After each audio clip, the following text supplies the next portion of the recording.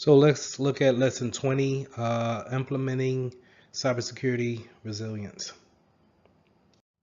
Having a good reliability or availability when it comes to a company is very important when you're doing a lot of business online.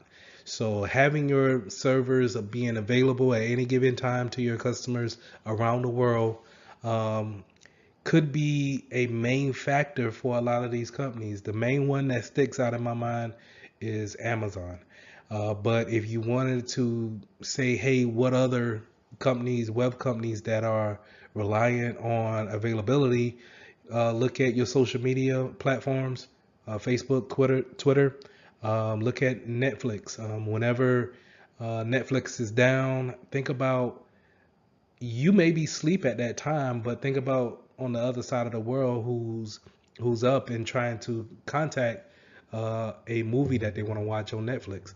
And having that availability is a very important factor when it comes to uh, companies that run strictly off of cloud-based resources. So, all in all, I want you guys to take a look at this slide and see that the availabilities of the 7 nines um, here at the top is what you aim to shoot for.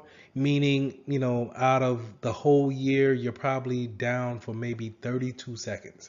32 seconds. And that's, is only achieved by so many companies that have it seems like an unreal amount of redundancy when it comes to data centers around the world. Think about Google. When was the last time you tried to go to google.com and you could not reach it?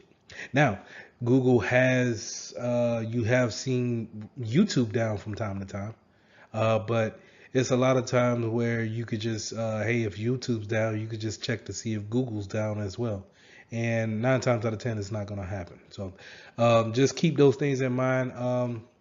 When it comes to high availability, that means that we're going to keep our servers some type of way of keeping our web services online for our customers to reach. Now, of course, when we're talking about running these servers and these data centers constantly around the clock, you would think, maybe at some point in time, individual machines may go down.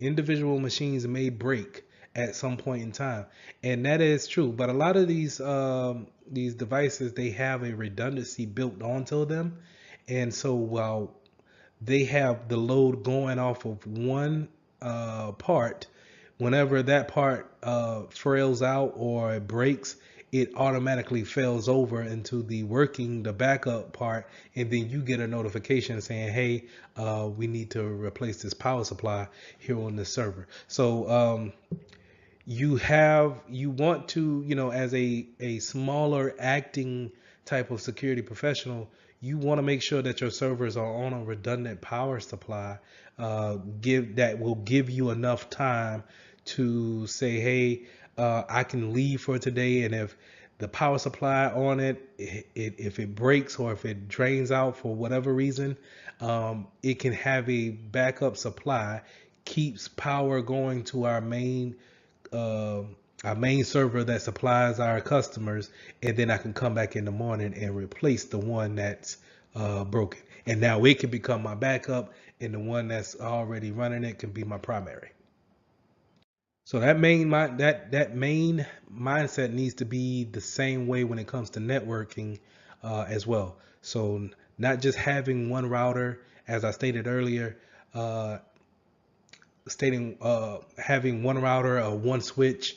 Um, Maybe we need to have a whole different internet provider to give us to stand as a backup, just in case we need to fell over into them. So okay, let's say for example, uh, Comcast is our internet provider and our business is running off of Comcast. But let's say if Comcast is having an outage that day, that means our business is having an outage that day.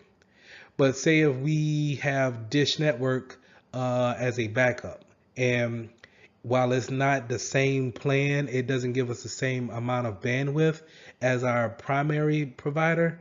it does give us enough bandwidth in order to keep our business running. So whenever Comcast goes down, we can automatically fail over safely into our backup internet provider and then continue to have business. So we want to think about it in that aspect. We also want to think about not just having one server or router or switch routing all the traffic, because now it becomes a single point of failure if those things come down.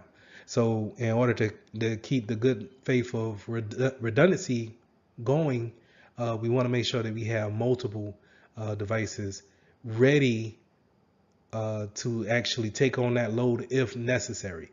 But it gives us enough time, and it gives us a probability factor of saying, hey, what's the odds of both of our routers being broken at the same time? Now, if that's the case, now we look at a disaster, right?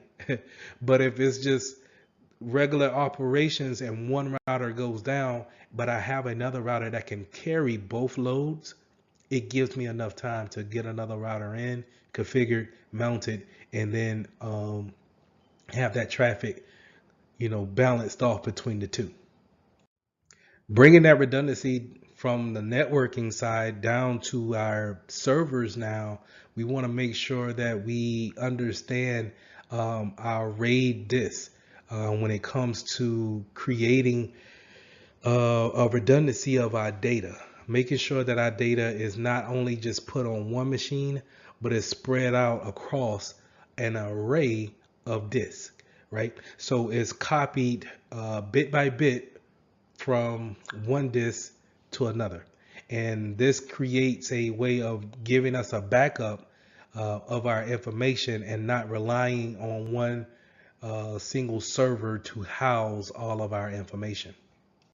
Now we talked about the networking redundancy server side with RAID, our RAID system. Now let's talk about how we can go to a local storage and create a redundancy right there. So we can have a storage area network, which is a SAN, or a basically, to where I think about it, is more of a external hard drive that's on the network. So I think of a place where, if you've seen in a lot of businesses, if you go to your folders, they may call it the network drive, where you may, no matter what PC you log into, when you go and look for that folder, that drive, it has the same information no matter where you go, but it's not physically linked to your PC or your laptop.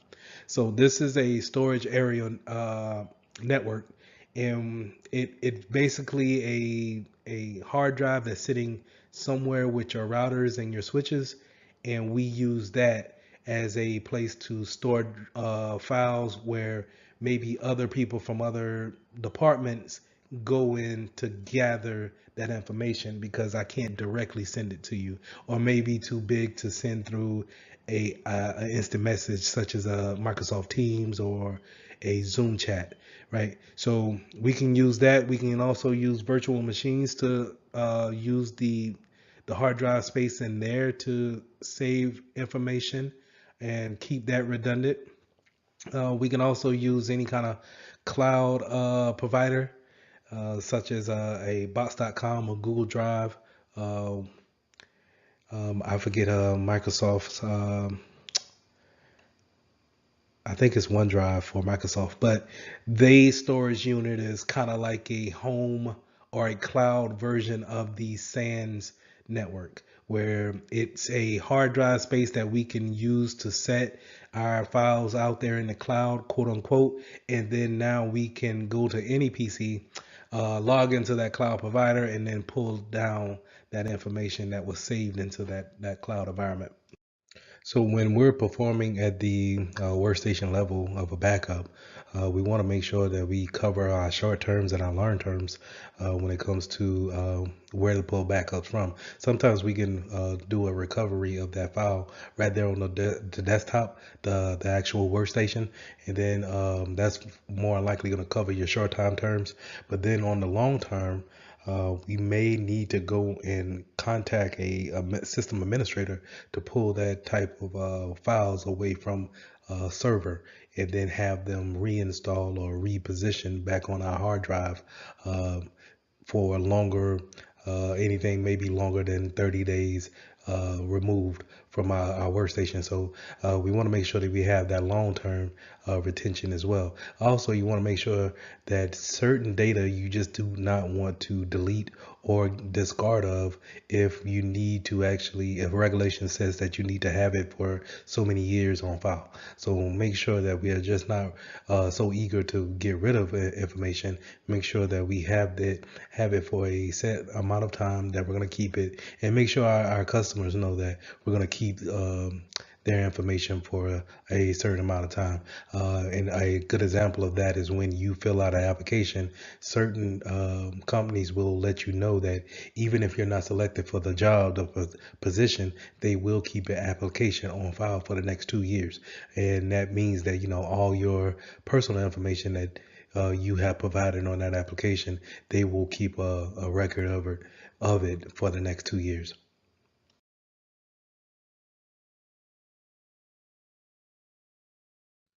Now, when working with virtual machines, you'll hear this term a lot called snapshots.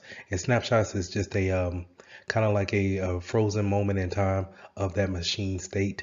So if you have a virtual machine running and we want to take a snapshot of the configurations at that point in time, we can do that and then create a check-in point or a revert back point, right? And what that means is that let's say if we shut down that virtual machine for the today's end of business day, and we want the next day for it to start off at that snapshot point of view, we can set that as the revert point back to a new starting point. So it always starts back at that snapshot's point of view, and um, it doesn't care about any changes that were made after that snapshot or before that snapshot.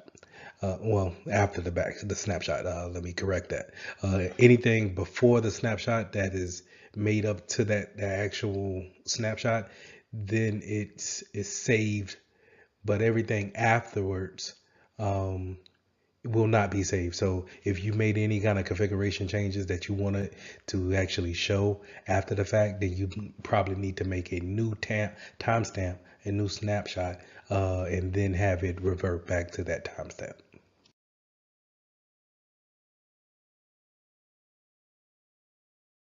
Now you have different types of media backups that we can use in order to back up information.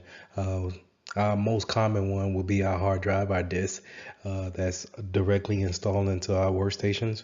But like I said before, we can also use the network attached disk or a storage, which is called a NAS, and it's a way of um, being able to drag and drop your files or attach large files to a network storage and being able to um, go to any other workstation that's on that network and being able to pull that information down. Uh, kind of an older type of backup storage is a tape, where it's kind of like a old cassette tape, um, and it's able to write the data there. Of course, you can see the problem with old type of ribbon tape is that it's subject to break or actually the technology is just being obsolete now to where especially when you have things such as the cloud um, that can be accessible from anywhere and everywhere at any given time. Whereas in tapes, you probably those are physical attributes that you need to have stored away in the proper building with the top proper temperature in order to not damage the physical item. So just old technology, but with that new implementation of the cloud, we are slowly moving over our information from those tapes into the cloud. This slide here shows a list of how we will want to go about restoring order when it comes to maybe implementing a disaster recovery from the ground up. So we're going to power on our delivery systems and then go into the infrastructure, actually putting our routing network in place, as well as once we put that routing network in place, we want to make sure that our critical systems are also talking to each other and routing proper packets throughout the network. So we want to make sure that everybody's talking correctly. When I mean everybody, I mean the critical systems in that infrastructure. And then you want to go move on to your network security appliances. That'll be um, your IPSs, your IDSs, that could be your firewalls, things that are providing a security border around that infrastructure. Then we want to go in and put in some more critical network servers, making sure that we have correct failover, redundancy again, and then we want to make sure that we have a back end and a middleware to verify data integrity. That means that um, with the data that we have moving forward back and forth, that we want to make sure that we have a validation that the data has not been changed without unauthorized authority. So what we want to think about is more DLP systems, going in there checking to make sure everything is right and everything has a high integrity factor. um, Going into front end applications, what are we using to actually uh, perform tasks, daily tasks? What are we actually doing to provide services to our customers? And then we want to make sure that we want to set up our client workstations, devices, and have their client browsers, giving them access, but making sure that we have them routing through the proper channels in order to monitor that traffic. So I talked a little bit about persistent and non-persistent machines. Kind of this goes into our virtual machine aspects, and non-persistent means it has that snapshot type of a feel where it's always going to revert back to a point in time where any configurations after that snapshot has been made, it doesn't show up in that beginning state. So this is what I mean when we say non-persistent virtual machines. Every day when you come and log into this workstation, it's always going to show the same applications. It's going to have the same files on it, and it's even if you was to save files to the desktop, the next morning those files will be gone. They will not be saved. It would only show what we have at that snapshot in the beginning. Now that kind of goes into the configuration management. Now, when you think about configuration management, you want to think about how we're actually setting up workstations, virtual machines, firewalls, switches, and routers. These are the actual baselines and the actual rules that we want to put in place to actually make sure that we're operating our assets in a proper way. And this is, it's not necessarily a baseline across the industry. It's more about what fits your business the best, and then how are we able to convey that across all of our systems. Now think about, you have different systems made by different vendors, and they may do perform different functions. Well, we need to make sure that the configuration management all coincide with each other and play nicely with each other, right? So we don't want to make sure that, well, if I don't want to block this type of traffic with this appliance, that I don't bring in another IPS that will actually block the traffic that I told this one device not to. So we want to make sure that we all have a kind of a baseline, but a working factor to where all the configurations work in harmony when it comes to moving packets across the network and within the network. Asset management is very important to understand what's in your environment and having an inventory of what leaves the environment and what comes into the environment. If I can have a good idea of what's in my environment, I can have a better idea of how to secure it. I can have an even more understanding that once I see something that's not supposed to be there, it sticks out like a sore thumb. So asset management, always having some type of inventory, and you kind of want to have an inventory check, maybe I would say quarterly, but I think the standard is yearly, annual, and I would still say that you would need a up to date list, and then when new hires come on or new management may come in, they can understand the landscape, and they can understand all of the devices that in we have responsibility for. Now, in some companies, some big companies, they have this thing called change control or change management, and this is where we make where if there's any kind of configuration changes on our systems, routers, switches, anything that's real detrimental to the company, that if I change the setting, it could actually affect everyone in the business. We want to have a system in place to understand the change, make sure our business owners understand the change, and then they will probably need to vote if the change is needed. Um, and you, as a security professional, it's not your job to actually say, hey, we will do this. It's your job to actually suggest that we do this. And you give them a, a real good reason on why we should go about patching this system or changing this configuration to block this type of traffic, or to make sure that we have this configuration turned off in order to allow that traffic in. These type of changes, even though you may have you may have a thinking that it's the best thing to do, it may be a hindrance to the business. And those business owners need to make a decision on if that change needs to happen, and if they're equipped to deal with any kind of issues that may arise. So this is where we have change management, and you'll have a board of people who will see this type of request come in, and then they will vote or make any type of changes, or say yay or nay, basically say yay or nay to if they want this change to happen.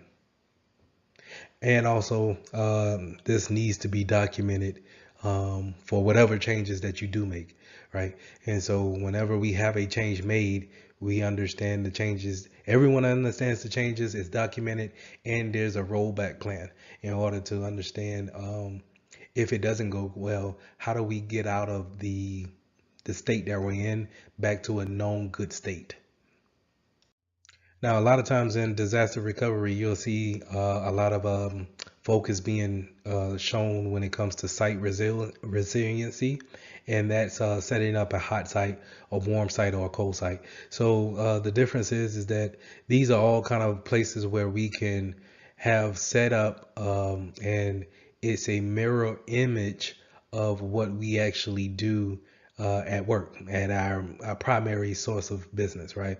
But it may be in another state, it may be all located on the cloud, but the difference is that a hot site is ready to go. Is it may be, if it's a building that's already furnished with internet connection, computers. It just needs the personnel, the actual people, to go in and continue to work. That's a hot site. It is a one-for-one match. It has all the applications there. The setup of network configurations is already in place. This is a ongoing type of a site, right? So whatever changes we make in our real world, our everyday site, we're going to make that changes to the hot site. Now, a warm site may be a little bit different. It may be a building that has internet connection, but we don't have any desks for anybody to sit at. It may take maybe 12 to 24 hours for us to actually be up, whereas a hot site is maybe 1 or 2 hours, right?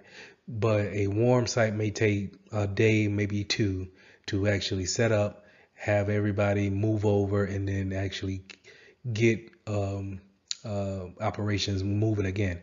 A cold site, on the other hand, is going to be maybe just a building, and then we'll take it from there. And you're probably looking at anywhere from 48 hours to I want to say a week, maybe 2 weeks in order to get back up and running. But then you really need to understand what type of business that you're running to where you can afford to be out of work or out of you can afford not to get any revenue for 2 weeks, and still be able to get back up after 2 weeks and then be able to continue business as normal. So just keep those things in mind when it comes to a hot site, warm site, and a cold site. So I touched on this a little bit earlier when I was talking about the single point of failure, having that diversity, and it creates a defense in depth, right? So whenever you have, let's say you want to make a Microsoft shop, or better yet, a Apple shop. Everybody in there has a Apple, from MacBook Pros to iMacs to um, Apple servers, Mac servers. We got Apple phones. Everything is on a iOS platform. The problem with that is that if iOS has a vulnerability that affects all of their products, then the business has created is one big um, uh, point of failure until Apple pushes out that patch. They pushes out that update for us to actually go about and get and then download and install. We are pretty much vulnerable to this risk that has arisen. That's why we want to keep a diversity in the type of software that we get, what type of appliances that we get. Just because we buy a firewall from Symantec, we don't want to make sure that our endpoint protection is the same company. Maybe we want to have something different. Now, it is important that these software, they talk to each other and they play nice, because I've seen somewhere where uh, if you could be so diverse to where none of the applications really kind of talk to each other and actually integrate with each other well. And so that will go in more deeper into actually vetting out your vendors to make sure that they can talk to other vendors. Um, but you also want to keep in mind that diversity creates a defense in depth. If an attacker can say, "Hey, I know how to get into Cisco routers," okay, cool, but then he has to deal with a Palo Alto firewall. So it's not necessarily his forte. It creates a boundary for him. It creates a more hurdles to jump over in order to get the prize. So finally, we want to talk about deception and disruption strategies.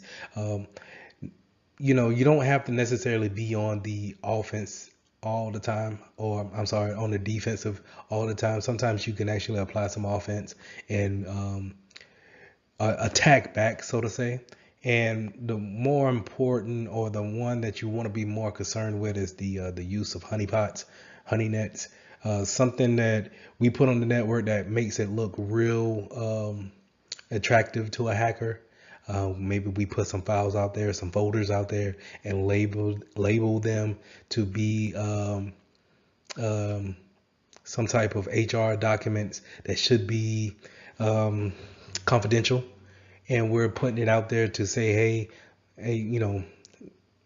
basically, come look at me, come search, come open this document, see what you wanna see. Is this what you want to see? Is this where you want to go? And you leave a workstation out there like that. Let's just picture in your mind just having one separate workstation that doesn't have all the defenses set up on it, and it's out there on your network. Well, we want that attacker to see that workstation, that server, and we want them to attack it. That way we can have some type of analysis about it. We can see how they're actually attacking this machine. What are their tactics that they like to do? How does the malware work? Does the malware stay dormant for a couple of days and then it becomes active? Will it attack if will it stay dormant if it knows that it's in a virtual machine environment? Um, so we set these things up in order to create a offense for us. but it also creates a research value for us as well. So now we can see, okay, this is how they are doing things in the wild. This is how we can protect ourselves against other attackers.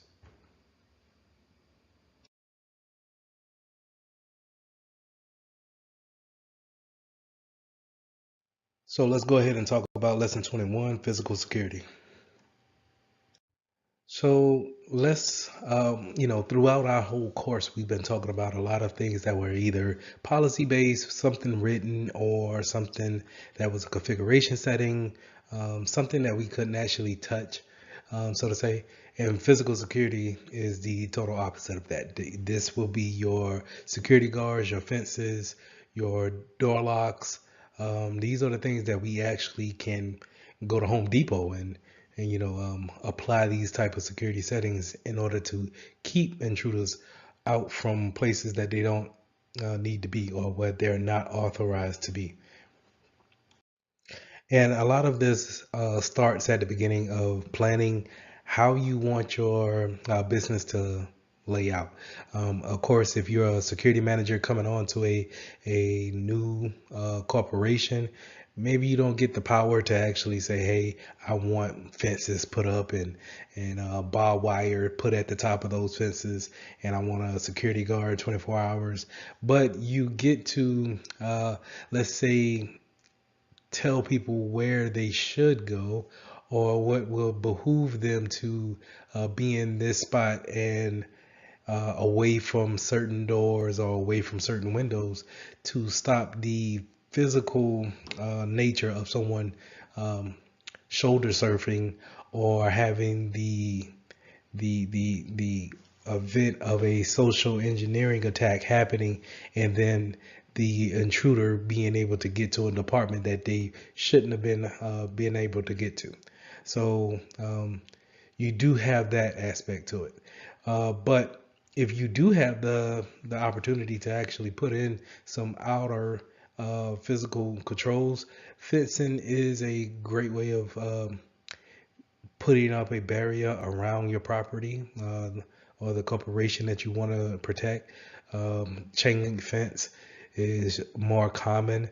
And then I kind of made a joke about having a barbed wire fencing at the top, but that barbed wire extra feature creates more of a harder task for someone to actually want to climb over and then um, take the beating of getting over the barbed wire at the top, and then to get in that's one way, and then they have to leave out the same way. So um, it's always nice to have those type of features if they're available. Lighting in dark areas that's around the parking lots is also things that you want to keep in mind. Seeing if there's blind spots in your parking lot or around the perimeter of your corporation. Do we want to put up floodlights, motion detector lights around there? Do we want to put up any kind of cameras that can pick up motion? They turn on whenever they see motion, and then they capture the footage. So these are the things that we want to keep in mind when it comes to laying out the physical parameters of our building. Then we want to make sure that when it comes to the physical doors that's inside our building, what type of locks are we putting on them? Are we going to make our employees wear badges that have chips in them that whenever they need to uh, go into a certain floor or hallway or into a different department, will they need an access badge in order to get into that department? A good way of thinking that that's a access control, thinking that, hey, not everybody needs to go into the security department that's in the corporation. So why don't we give everyone a badge, and then on those badges we give them access control on to what floor they can get onto. Now you can go to the break area, you can go to the bathrooms, of course, and the human resources area, but let's just say the executive floor room, IT, and the maintenance room is off limits. All network closets are off limits. Only people who have these job titles will have that access to those type of resources. So that's another way of creating not just a defense in depth, but a access control as well. What do you have access to based off of what type of position that you hold? But now that we're on saying that we need these cards, these access cards, and given to every employee, we stand a risk of having people clone those type of cards or making some type of duplicate of it and trying to see if those things will scan the same way and let the assets in. So we want to make sure that we have a unique card, and we also have it to where we check our assets whenever we do have people scan in. So whenever if you are to see the console to see when people are using their cards, see if you see any other card pop up that's not supposed to be on your system. This goes back to our assets management, making sure that we understand the type of devices that we put out. Everything that we put out, we need to be accounted for. Therefore, it makes it easier for us that if we have 500 cards out there and we see 10 different new cards, either we are not on our case when it comes to new employees, 10 different new employees, or there's 10 new intruders that's not supposed to be on our property. So I kind of got mentioned motion detection when it came to having blind spots in your parameters around your building. You can also go with noise detection if hears any kind of loud screeching or hits a certain decimal point, then it'll send an alert to the recognized authorities. Um, you also have the famous of course, the famous circuit cameras. These are your typical cameras that's mounted up, and they are hardwired into a box that shows on a monitor for the security guard. These are reliable, but may not be the best to actually um, give a good showing of who's on the actual videotape, right? And it could be easily cut since they're hardwired, and it's not necessarily so great to monitor from a remote session. So you've 9 times out of 10 you have to actually be there to watch these monitors in order to see what's going on. So just keep that in mind.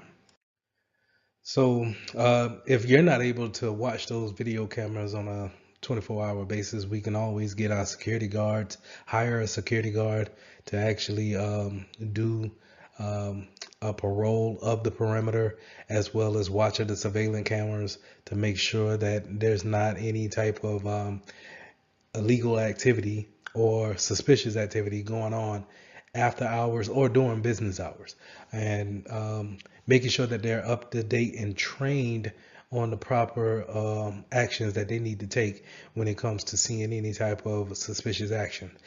Keep in mind too that when you're dealing with security guards and you're doing your annual disaster recovery test or security awareness training, that you train your security guards as well on the policies that you want. Um, is too easy for a hacker to just pull a social engineering attack on a security guard that's not aware about who's coming in for that day or who's supposed to be in the building when it comes to a vendor. So I can pose as a person who's coming to fix a router in a closet, and the security guard is worried about other things that's on the outside of the building, not necessarily what's going on the inside. So if I come to him with some type of urgency and I have the box in my hand and say, hey, I need to get in there and change this router out real quick. Can you help me out? Can you point me to the place? I know you got a key. This is very urgent. The business is going down. And I give him that urgency. They could easily fall for that type of social engineering attack, and then give them access to a unauthorized place. So we already talked about ID badges, but I want to talk about visitors who come onto the property, vendors. We kind of just came out of a scenario where the engineering attack just happened on our security guard, where I posed as a person who's going to fix their router. Well, if we train our security guard properly, he calms that person down, and he brings out the visitor tab, the visitor information that they need to sign in, and date, the time, and state their purpose of why they're there. And then we need to actually get an escort to follow that person up and maybe stay with that person. So in a lot of cases, we will ask that person, that vendor, who are you here for? And then that person is responsible for that person being in the business, the company. So they won't be able to go any place without that person guiding them to the certain floors that they need to be on, because they have the badge. Unless you want to give them a visitor's badge that maybe only give them access to the bathrooms or the break area, and that's it, and just to get out. But other than that, they will stay with that chaperone until their business there is done, and then they can leave. And so this goes into our secure areas. How are we securing our areas? How are we? What do we need to look at when it comes to um, securing our most valuable products and assets on the corporation's property? How do we want to have a badge only lock for our server room, or do we want to have a physical key lock that actually, maybe only 5 people have keys, a pair of keys to? Do we want to have locking cabinets for our servers, kind of like here in this session here, that yellow cage that's around that those servers? Those are, kind of thinking about a defense in depth. You have to actually get into the building, but then not only are you in the building, and you probably had to sign paperwork or get some type of authorization to get in there. Now you can't really get to the server unless you have the keys in order to get through that cage. So these are, defense in depth products that we want to think about when implementing physical security to our products. Now, in the Security Plus exam, they want you to know about hot owls and cool owls, and that's when we're dealing with server rooms.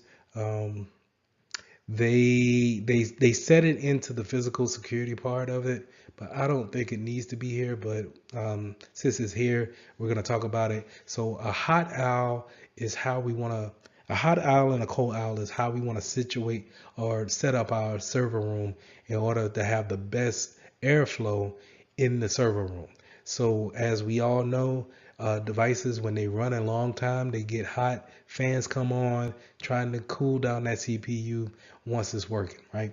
So if you think about a big server room, you have a lot of PCs there that are running at the same time, creating heat, and they all create heat.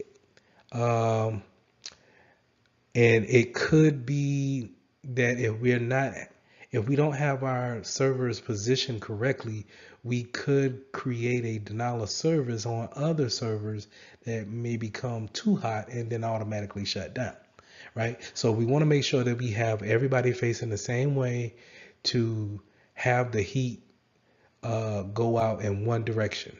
That's what you call a hot owl. If everybody's back of the PC is facing one way, that owl is hot. But on the opposite side, that's where we want our ventilation and our air conditioner vents to be. We're going to call that the cool side, to constantly keep that side cool and every device cool and operational throughout the day. So that's the difference when it comes to the hot owl and the cool owl, and making sure that we have a proper airflow and keeping our devices safe and constantly working. So here's an illustration of what I was just talking about when the hot and cool owls. As you see here, where the guy is plugged into the servers, That's the front of the servers. This is where you're gonna see your buttons of the front of the server box, and then on the back side, that's gonna be where the heat comes out, and the fan on those boxes pushes that heat out into that owl. Now, if you look into the middle owl, that owl, uh, the back of those PCs are pointing at the back of the front rows servers. So it creates an owl where both sides are pushing out hot air to one side, and the cold sides are facing each other, creating nothing but cool air. And that's, like I said, either we want our ventilation or our air conditioner vents to either come up on that front side from the top or come down from the bottom of the floor and actually come up that way. And that way it keeps everything nice and cool and running and creating more availability for our customers.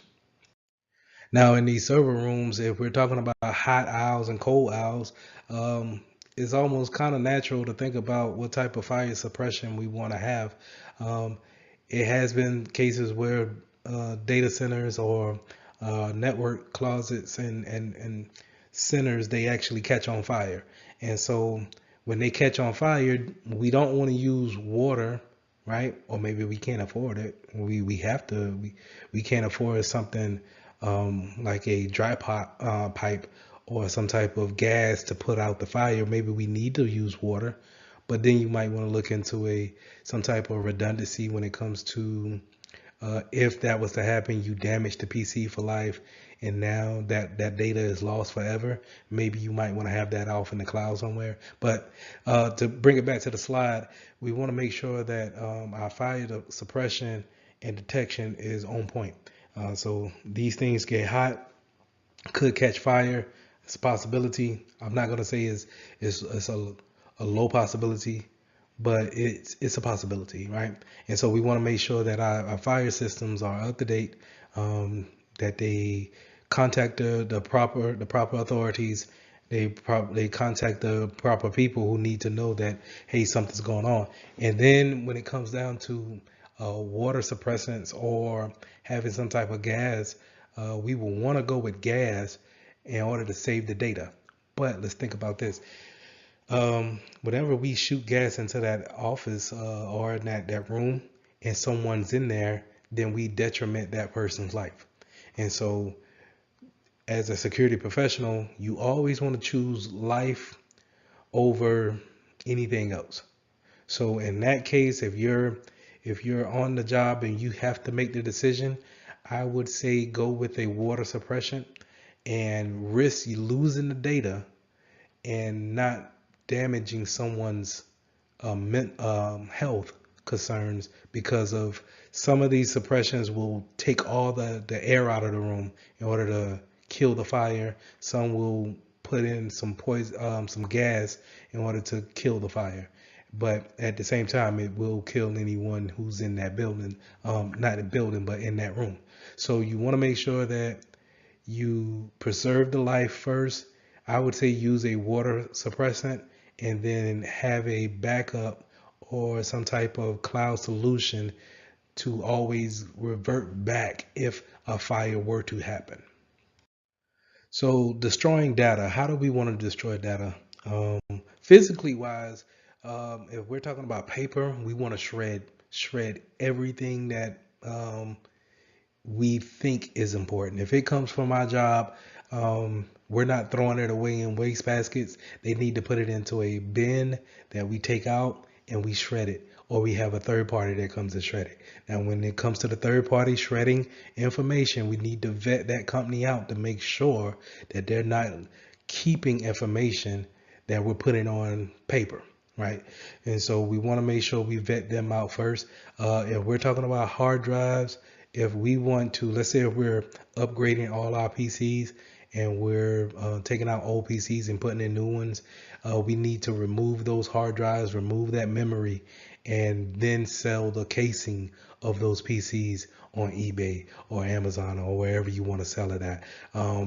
But we want to take those hard drives and we either want to do a clean wipe of them, and that means having a wiper, some type of software that writes ones and zeros over everything. But remember, even if you do that and it happens maybe 7 or 8 times to overwrite everything on that hard drive to ones and zeros, it's still some type of software that's out there that could possibly still pull up the data that's buried way deep on that hard drive. So the only way to really kind of kill that information is to actually do physical destruction to it. That's shooting it, hitting it with a hammer, degaussing it, and that's taking two strong magnets and putting it on that hard drive, pulling the magnets within the hard drive apart. Um, or putting water on it, right? So you see a lot of times where on the TV shows, whenever the police are coming and they want to destroy everything in the in the in the house or whatever the case may be, and they have some type of computers, they throw water on it or they throw it into the microwave and they blow up the hard drive there. So that's the only way of truly getting all that data wiped off of that. But we don't want to just kind of go with our software and say, hey, yeah, we're going to wipe it like that. It still stands a chance of having recovery points to it. So this slide right here kind of goes into that software bit that I was saying about having sanitation tools that actually creates a disk wiping of the data on our hard drives. Again, I would stay away from that, but you need to know it for the exam to know that this is a way of doing it. Just think about it like this. Some businesses can't afford to buy new hard drives every time someone leaves or they want to upgrade. Sometimes we need to put those things back into a cycle. And so if that's the case, then yes, using a sanitation tool, to put it back into our reserve unit, we want to make sure we wipe that PC clean. And if it was the CFO's PC and we want to give it to a new IT technician, we can wipe it with a different sanitation tool and then give it to our IT tech, and we can feel better about, well, the information is still within our grasp, right? Now, like I said, if we're gonna sell that equipment, then we might want to go a different route of taking that hard drive out, that memory out, breaking the memory and destroying the hard drive.